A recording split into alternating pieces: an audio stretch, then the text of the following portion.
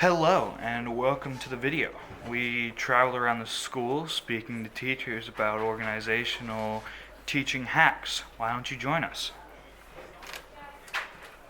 Our first trip is in the science wing with the physics teacher, Mr. Collins. How long have you been teaching? About 20 years. And within those 20 years, have you developed any habits or hacks that improve your teaching planning and organization, like anything? I do try to keep things organized on computers. I use files of, the kind of folders to organize my files within subjects. And I try to keep that updated each year with making any changes. I want to update it so it's ready for next year. So keep things organized that way. Cool. Have those habits changed over the years that you've been teaching? And if so, how? Yes, when I first started teaching, I did a lot more with keeping things in a binder organized and making photocopies. But as computers became more prevalent, I really kind of transferred to digital files and just storing things that way. Cool. Have you learned any of these tricks or ways to organize from other teachers, or have you just sort of come up with them by yourself? More from experience. I suppose I just don't go around talking to other teachers about how they organize stuff, but I have seen teachers use binders, which I do as well, so maybe a little bit. And do you think the way you organize your material affects the classroom culture? And is it more difficult to teach prior to these new updated computer organization? I think that presenting the information in an organized manner has a big effect on whether students can retain the information. However, how I organize and keep my own stuff together, it will affect my ability to teach, which I guess then subsequently affects the student's ability to learn. So I'd say yes, it does. Flying upstairs now, we'll step into Miss Driscoll's math classroom. How long have you been teaching? This is my first year teaching. Okay. Have your teaching and organizational habits changed over your teaching career, and how so? Yes. So I started out with just these trays of student putting their work in, but then I needed something to put unfinished work and finished work. So then I bought these guys, and that's the finished work, and this is the unfinished work. And I did not have those before. I used to just have these. Have you learned any tricks / hacks of organization, planning, or teaching? I call it the NF policy.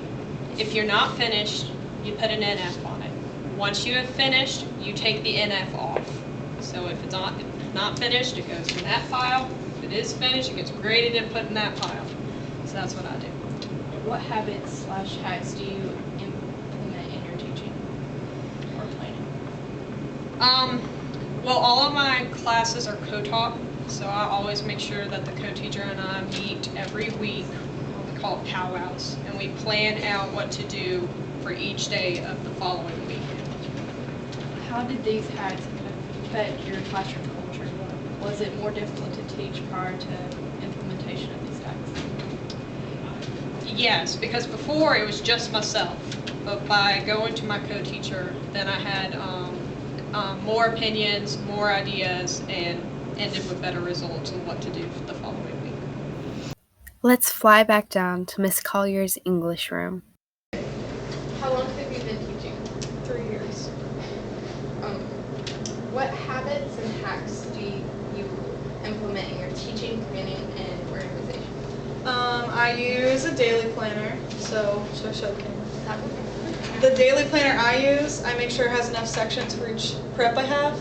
So I put all my English 12 in here, all my English 10 in here, and then this bottom part is like daily to-dos or like reminders of meetings and stuff.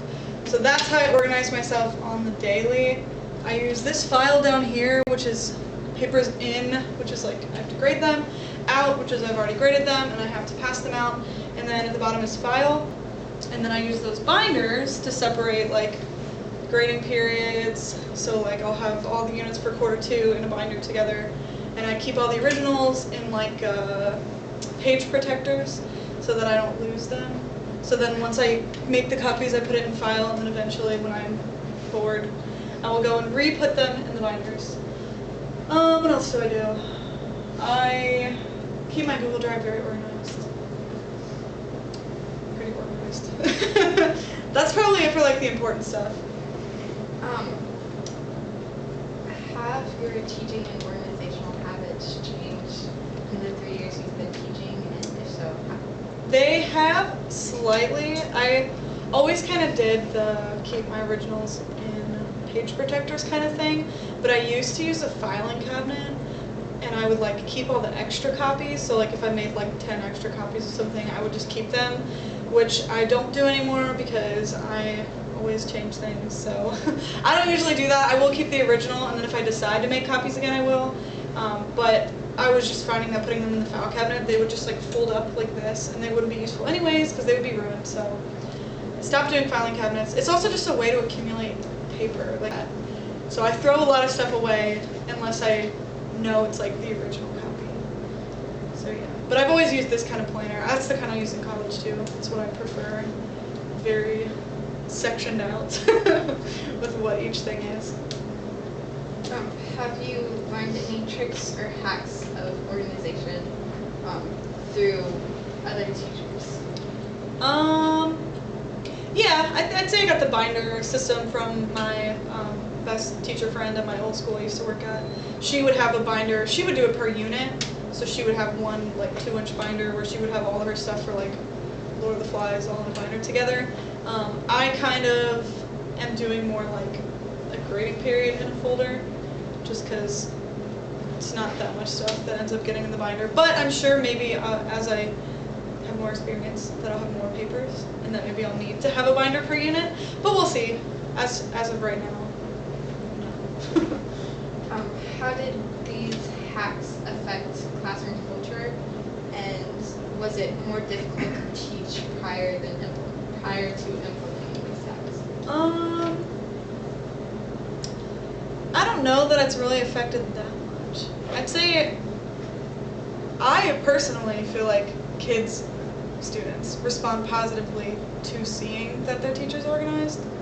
So I often will have kids tell me that I'm very organized, or say like, oh, you're so organized, unlike so-and-so, which that's not to say that they're doing it wrong, but I think that if I am trying to focus and be organized, if I had my teacher be like super crazy disorganized, that would probably stress me out or not encourage me to be organized. So I think that is something I'm assuming.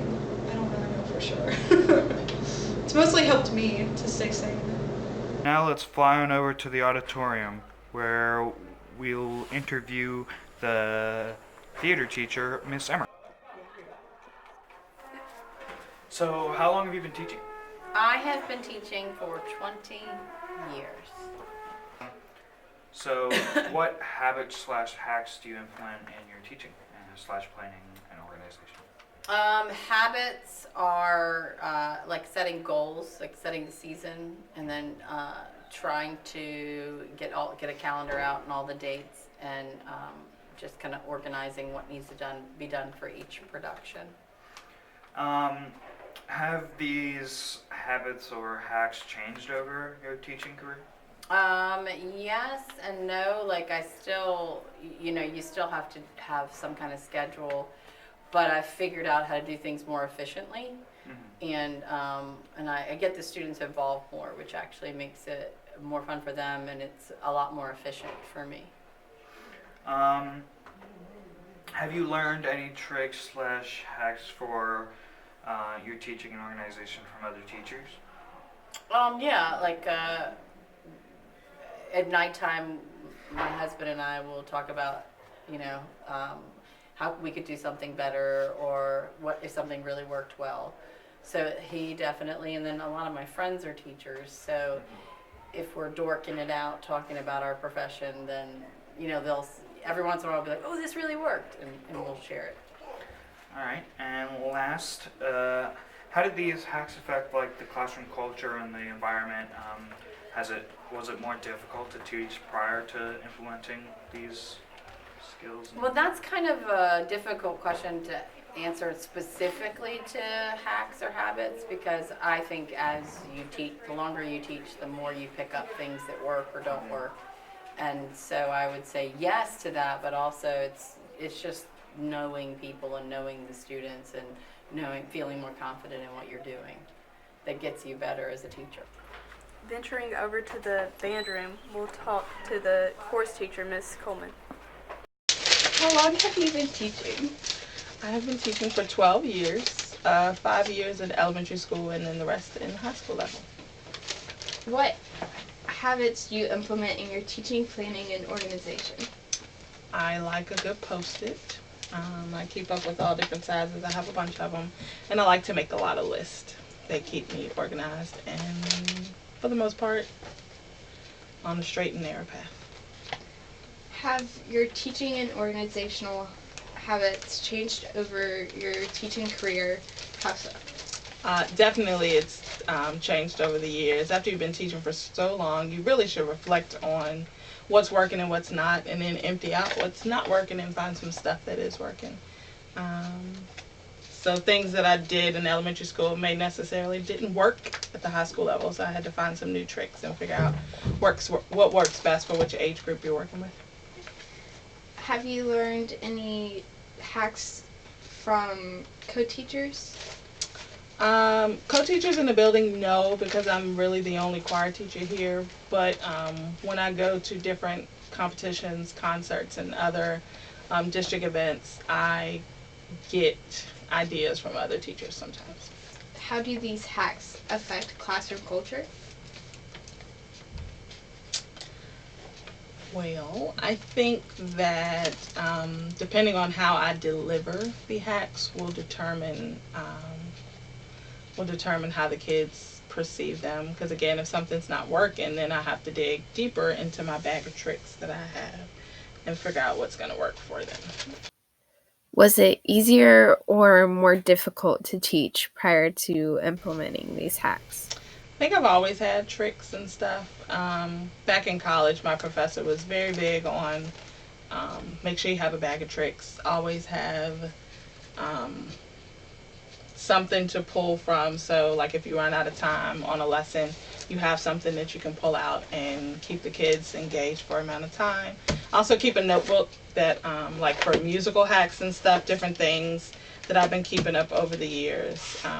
So it's like a little bag of tricks. So, yeah. Volando a Español. Our final destination is Spanish with Miss Tucker. How long have you been teaching? This is my 13th year teaching. Have your teaching organization habits changed over your teaching career, and how so? Yes, definitely. So I do a notebook with my students, and they have to have certain dividers, and my papers are numbered, and then they take a notebook test, which I think holds them accountable for keeping up in class and making sure they correct all their work. Have you learned any tricks or hacks of organization, planning, or teaching over your teaching career? I keep my own binder, so everything's labeled in chapters and the order that I go in, and that is something that I didn't do originally. So it's definitely very helpful. What habits / hacks do you implement in your teaching or planning organization? I think just the notebook test. I think that's really helpful for students and for me to make sure they're doing what they're supposed to be doing. And how did these hacks affect the classroom culture? Was it more difficult to teach prior to implementation of these hacks? Yeah, I think that it definitely created a better environment because now the students have a reason that has a grade attached to it to pay attention and correct their work in class. So it definitely gives them more of an incentive to do what they're supposed to be doing. As you touch down, we hope you take a moment to reflect on this journey. Please consider implementing some of these practices or hacks in your current or future classroom. As always, we hope you enjoyed flying with teachers for tomorrow.